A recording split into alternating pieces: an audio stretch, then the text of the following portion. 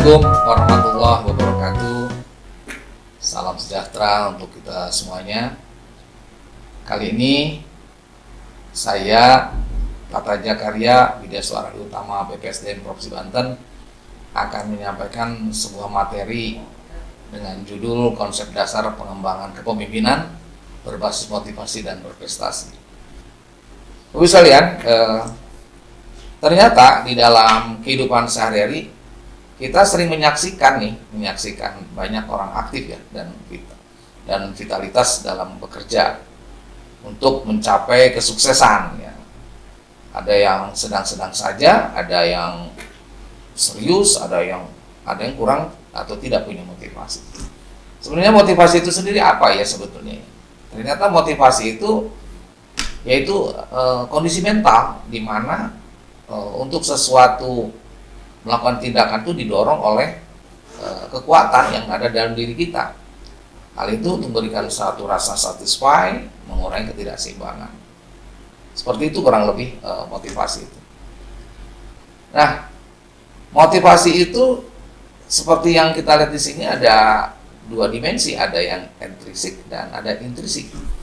Yang seperti apa intrinsik itu? Intrinsik itu adalah datang dari diri kita, seperti etos kerja, semangat pengabdian, ibadah dan ikhlas dan menyenangkan dan membantu orang lain. Tentunya di sini yang menyenangkan membantu orang lain itu yang terpenting dalam kehidupan bekerja. Karena kita tidak mungkin akan disenangi orang kalau kita tidak memberikan kontribusi kepada rekan kerja kita.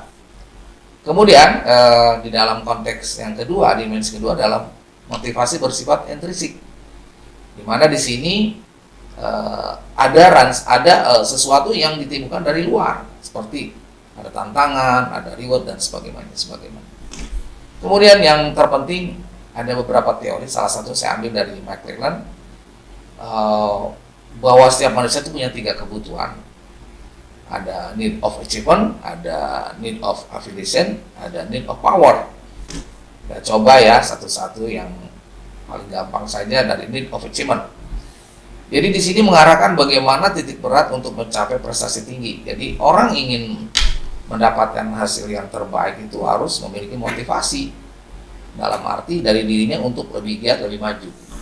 Ada juga yang bersifat need of affiliation, yaitu di mana di sini kita memiliki satu prestasi kerja karena ada relationship dengan teman sejawat ya.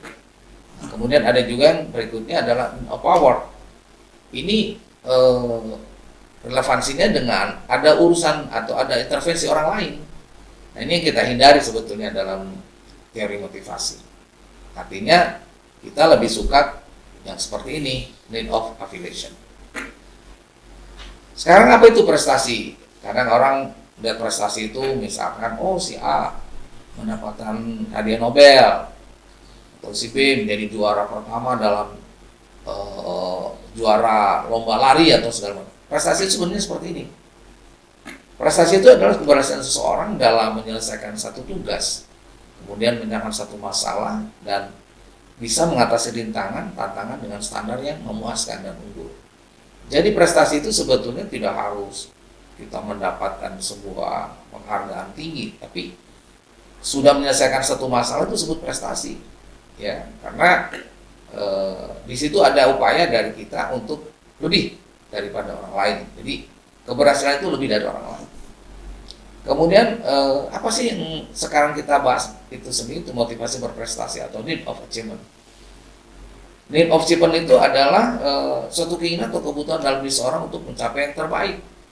Jadi gimana caranya orang untuk mendapatkan sesuatu yang terbaik itu dari diri kita, bukan dari orang lainnya. Jadi bagaimana kita bisa meningkatkan suatu keinginan untuk menjadi berhasil tapi dari diri kita. Nah, ini salah satunya adalah indikator motivasi berprestasi. Maksudnya di sini banyak ya parameternya. Pertama yang saya akan coba tunjukkan adalah menyukai tantangan, bekerja keras tanpa mengenal lelah. Jadi artinya ini yang saya suka ini dalam motivasi berprestasi. Jadi orang yang berprestasi itu menyukai tantangan, menyukai challenge ya, tanpa mengenal lelah ya. Jadi artinya kita mengerjakan sesuatu itu kalau belum lelah atau belum sampai apa yang diinginkan, belum selesai. Nah, seperti itu yang seharusnya yang namanya motivasi berprestasi. Jadi kalau kita diberikan tugas dan tanggung jawab, kita harus benar-benar menikmati tugas tersebut dan kita paham bahwa ini adalah kewajiban kita. Itu ya saya kira kunci untuk membuat motivasi berprestasi.